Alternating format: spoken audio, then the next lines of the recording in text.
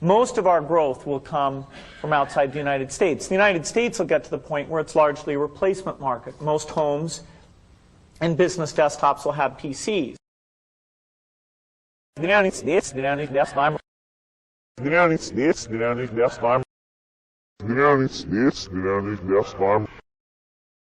we really were very practical about that next thing, and so involved in the deep engineering that we didn't get ahead of ourselves. We never thought, you know, how big we'd be.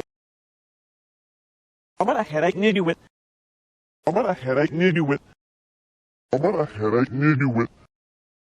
Microsoft was at the center of the personal computer revolution, in particular the creation of a software market where you went out to lots of companies and encouraged them to write software.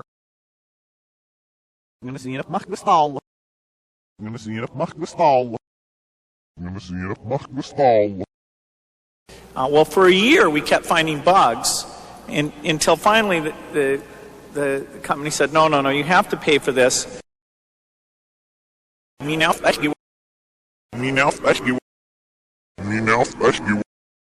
And it's no coincidence that the U.S. economy has benefited from that and created more jobs than any other economy.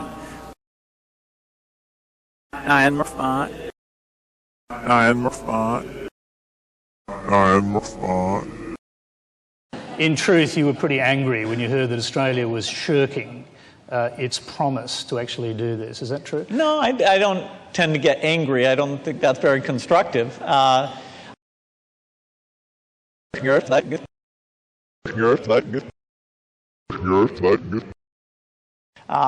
We simply buy investments that are properly and policed by governments, and then we do our good work through our donations.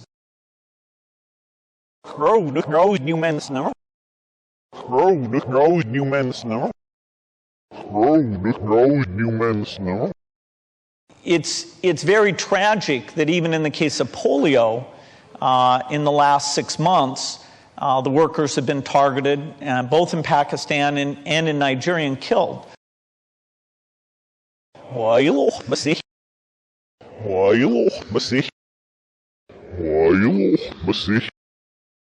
In certain respects, computers are far faster than we are today. Multiplying, perfect memory, and it's this wonderful auxiliary tool that lets us communicate and create the ability to simulate things.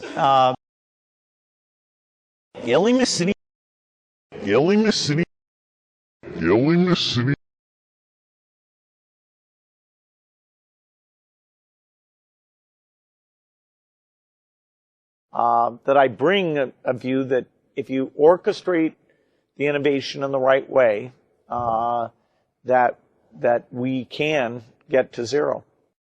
Or is this big?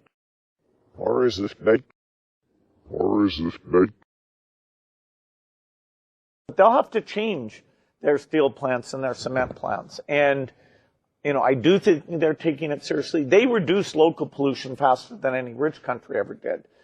Now,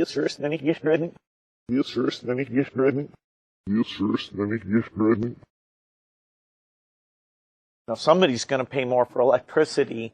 The policies around that will be very complex. But the climate movement has to be realistic.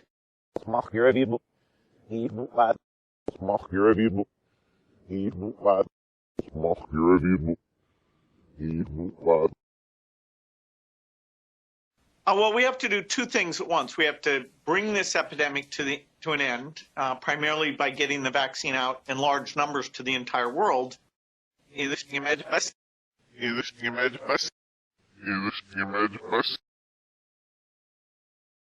Well, contact tracing was incredibly beneficial in places like South Korea.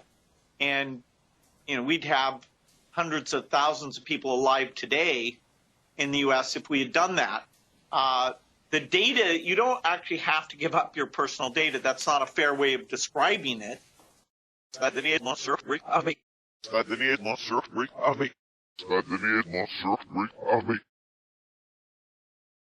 Sadly, because of our mistakes in diagnostics, our numbers got so large that even the states that made an effort, the benefits of the contact tracing wasn't gigantic. So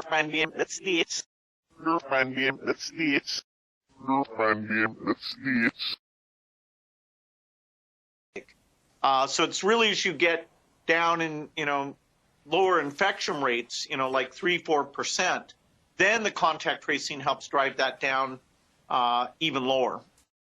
Nice world views.